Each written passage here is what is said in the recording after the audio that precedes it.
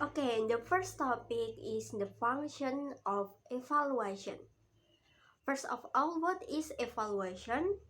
Evaluation can be defined as a systematic process for determining or making decision to what extent students achieve learning goals. And evaluation have four functions. The first is selective function evaluation. By conducting evaluation, teachers have a way to select their students. For example, to select students who can advance to the next class, or to select students who should receive scholarships, and many others. And the second is evaluation of diagnostic function. By looking at the evaluation, the teacher will know the student's weaknesses. Apart from that, the cause of weaknesses are also known. And the next is evaluation function as placement.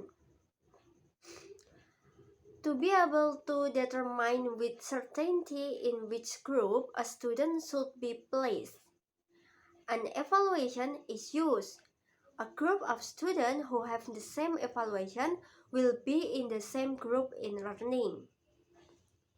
And the last function is evaluation function as a measurement of success. The function of this evaluation is intended to determine the extent to which a program has been successfully implemented. Okay, next, the second topic is definition of Bloom taxonomy. Taxonomy means classification hierarchy over basic principle or rules. The Bloom taxonomy is a structure that has been created to represent the goals of any curriculum in terms of specific and implicit competencies. One of the most important models contributing to curriculum development in the 21st century is considered to be this taxonomy. On the other hand, Bloom's taxonomy is a framework used to classify learning objectives based on their level of complexity and difficulty. It consists of 6 levels, start from the lowest to the highest: knowledge, understanding, application, analysis, synthesis, and evaluation. These frameworks help teachers plan learning that is level and appropriate to the desired level of understanding. Okay, the next topic is type of test based on score interpretation. There are two types of tests. First is norm reference test or NRT, and the second is criterion reference test or CRT. First is NRT. NRT is designed to measure global language abilities. The general format of the question of an NRT is multiple choice, true false, dictation, or essay. These tests measure an individual's abilities by comparing them with a group of other people who have been tested previously. For example, a language test that compares a person's score with the average score of group of the same age or background who have been tested previously. And the next is Criterion Reference Test or CRT. CRT measure individual abilities based on certain predetermined criteria. A person's score is compared with the predetermined standard or criteria to determine his or her level of ability.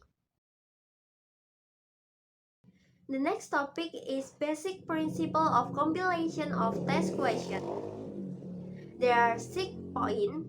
First, test question must clearly measure learning outcomes that have been established in accordance with instructional objective. And second, test items must be a representative sample of the population and even the lesson taught. And the third, the form of the test question should be varied, which is really suitable for measuring the desired learning outcomes according to the purpose of the test.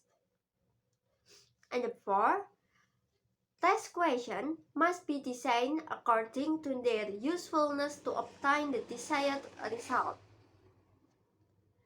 And the fifth, test questions must have reliability. And the last, the question must be used as a measure of student learning success. Okay, the last topic is types of validity. First is content validity.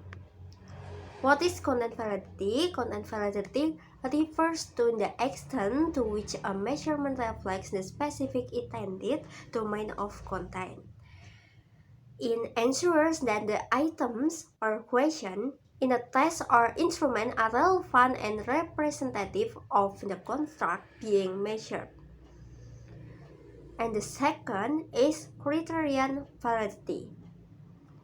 Criterion validity is the extent to which a measurement corresponds to an external criterion that is known or accepted as a valid measure of the same construct. The last types of validity is construct validity.